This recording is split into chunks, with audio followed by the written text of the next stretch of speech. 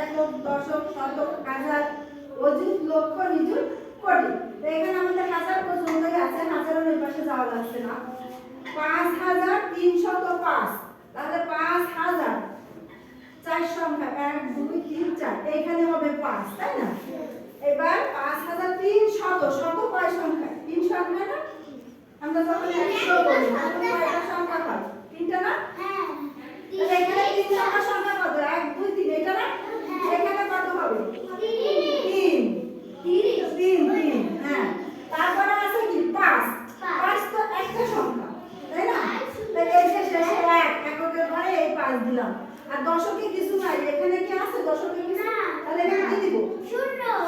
ধন্যবাদ, সুন্দর। এবার দেখো 22719, এখানে ছিল অনলি 5000, শুধুমাত্র 5000 ছিল। এবার 5 এর জায়গায় এখানে আছে 22, এখানেও কয়টা? হাজারে 4 সংখ্যা না হাজার, এই যে এখানে হাজার হবে। এখানে হাজারে কত হাজার আছে? এই কত বলে না, দেখো কত হাজার আছে? 22। তাহলে এই জায়গাটায় কত হবে? 22, এই 22 দিলাম। তারপরে আছে কত শত? 719, 700।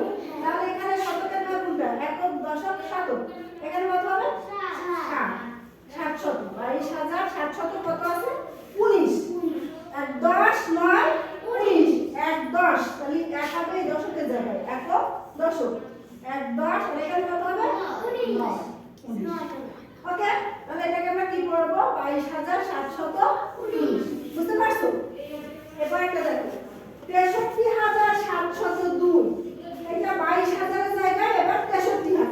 তাহলে একই সিস্টেম, চারটা পয়েন্ট দিয়ে আগে একক, দশক, শতক, হাজার, এই হাজারে আছে 63000, তাহলে এইখানে বসবে দেখবি 63। আর শতক কত আছে? 60 শতক। আমার শতকের নাম এটা না? একক, দশক, শতক, এটা না? এখানে কত বসবে? 7। জোরে বলো 7।